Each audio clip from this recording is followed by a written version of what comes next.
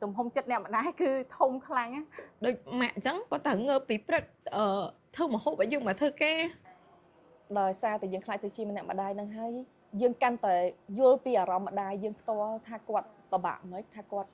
ស្រឡាញ់យើងប៉ុណ្ណាទោះបីកូនធ្វើអ្វីមួយខុសលើម្ដាយក៏ម្ដាយកាន់ទោសចំពោះទៅលើកូនដែរ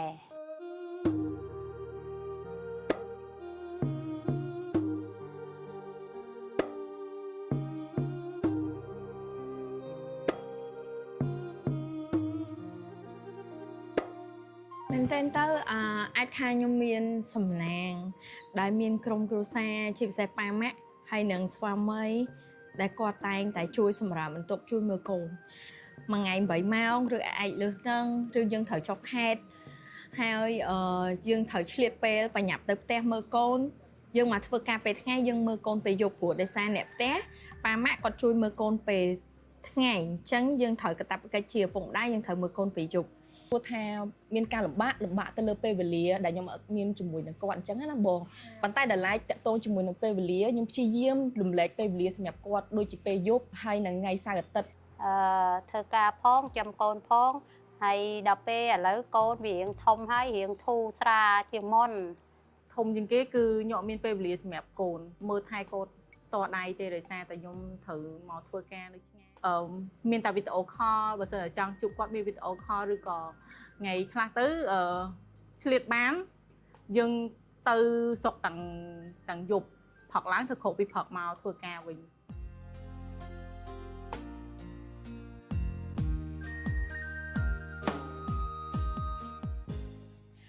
កូនគឺជាអំណោយព្រោះគាត់មិនមែនមកសុំយើងមកនៅទេគឺយើងជាអ្នកជ្រើសរើសចង់មានគាត់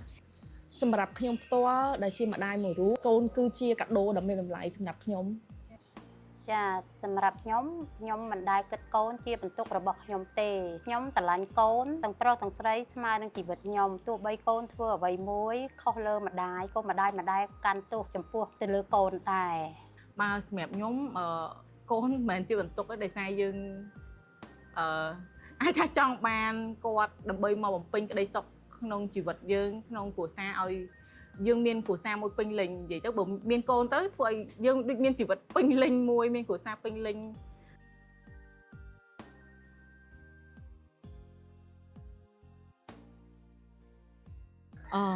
គឺសុខភាពរបស់គាត់យើងគិតពីអាហារូបត្ថម្ភរបស់គាត់ការរស់នៅធ្វើម៉េចឲ្យគាត់មានសុខភាពល្អធំធាត់តាមស្តង់ដារ នៅពេលដែលគាត់ឈឺអារម្មណ៍យើងដែលធ្វើការហ្នឹងណាមានអារម្មណ៍ថាច្បុកច្បល់ ខ្លាចអត់មានបានអីផ្ដល់គ្រប់គ្រាន់ទៅដល់កូន ការបារម្ភពីគាត់តែងតែមាននេះបងដោយសារយើងនៅឆ្ងាយពីគាត់គិតយើងគិតពីសុខភាពរបស់គាត់គិតខ្លាចគាត់ឈឺខ្លាចអីចឹងបងដោយសារយើងនៅឆ្ងាយពីគាត់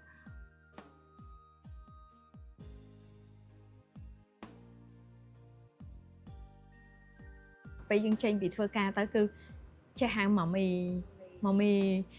ដល់ពេលឥឡូវគាត់ចេះហៅម៉ាមីស្អាត តែងតែនិយាយថារាល់ថ្ងៃជាទូទៅគាត់និយាយថា I love you ម៉ាមីហើយពេលខ្លះគាត់វយទូរស័ព្ទមក I love you ម៉ាមីនៅណាអញ្ចឹង ខ្ញុំចំពោះខ្ញុំចង់បានពីកូននិយាយព្រោះនៅលើម្ដាយ ថ្ងៃមួយខ្ញុំទៅផ្ទះអញ្ចឹងគាត់រត់មកញោមហៅខ្ញុំហើយគាត់ហៅម៉ាក់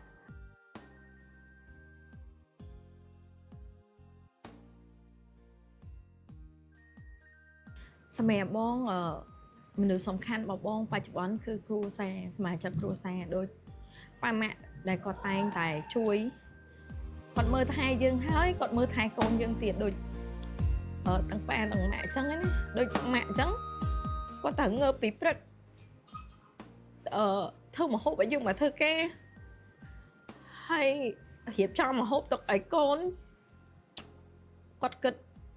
ប៉ាត្រូវជួយមើលចៅ ហើយអរគុណគ្រួសារបងអរគុណប៉ែកិច្ចចាដែលចំណាយពេលបំពេញកាតព្វកិច្ចជាឪពុកល្អជាស្វាមីល្អហើយគាត់នៅមួយកូនបានច្រើនជាងបងផងហើយដោយសារតិមានអ្នកម្ដាយអរគុណចង់អរគុណម៉ាក់ដែលគ្រប់គ្រងយើងដែលជាអ្នកម្ដាយ ដំបូងចឹងអត់ចង់អរគុណម៉ាក់ព្រោះអត់ដែរបានអរគុណគាត់ទេច្រើនតែថតមាត់ហើយមួយទៀតនិយាយទៅកាន់កូនគឺម៉ាមីស្រឡាញ់កូន ក្នុងឱកាសទិវាម្នាក់ម្ដាយខ្ញុំសូមអរគុណម្នាក់ម្ដាយទាំងសងខាងទាំងអ្នកម្ដាយបង្កើតនិងទាំងអ្នកម្ដាយក្មេកហើយជាពិសេសសូមអរគុណទៅដល់ម្ដាយបង្កើតរបស់ខ្ញុំដែលគាត់បានបង្កើតរូបខ្ញុំផ្ទាល់ដែលមានវត្តមានរបស់ខ្ញុំរហូតមកដល់ឥឡូវខ្ញុំខ្លាចទៅជា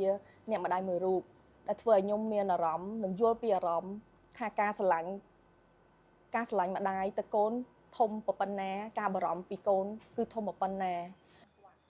ខ្ញុំចង់និយាយពីកូនថាថ្ងៃមុខម្ដាយចង់ឃើញកូនល្អជាមួយម្ដាយខ្ញុំគិតថាមិនចង់ឲ្យកូនលំបាកដូចពីមុនទៀតទេហើយកូនកាន់តែធំទៀតម្ដាយឃើញកូនធំហើយកូនមានចំណេះចេះដឹងនៅលើម្ដាយសប្បាយចិត្តឡើងខ្លាំងចំពោះខ្ញុំធ្វើការយ៉ាងណាក៏ដោយទៅដល់ណាក៏ដោយឲ្យតែឃើញមុខកូននិយាយពីព្រោះនៅលើកាន់មកលើម្ដាយ ក្នុងឱកាសទិវាបុណ្យអ្នកម្ដាយខ្ញុំក៏សូមអរគុណដល់ម៉ាក់ដែលបានចិញ្ចឹមបីបាច់ខ្ញុំមកដល់សប្តាហ៍ថ្ងៃនេះដល់ឥឡូវជួយចិញ្ចឹមដល់ចៅទៀតកូនខ្ញុំអញ្ចឹងខ្ញុំពិតជាអរគុណគាត់ខ្លាំងមែនទែនដែលគាត់លះបង់គ្រប់យ៉ាងដើម្បីខ្ញុំហើយមកដល់ថ្ងៃនេះទើបខ្ញុំយល់ថាទំហំចិត្តអ្នកម្ដាយគឺធំខ្លាំងដែល ហ៊ានលះបង់គ្រប់យ៉ាងដើម្បីកូនអញ្ចឹងអរគុណម៉ាក់ខ្លាំងមែនតើ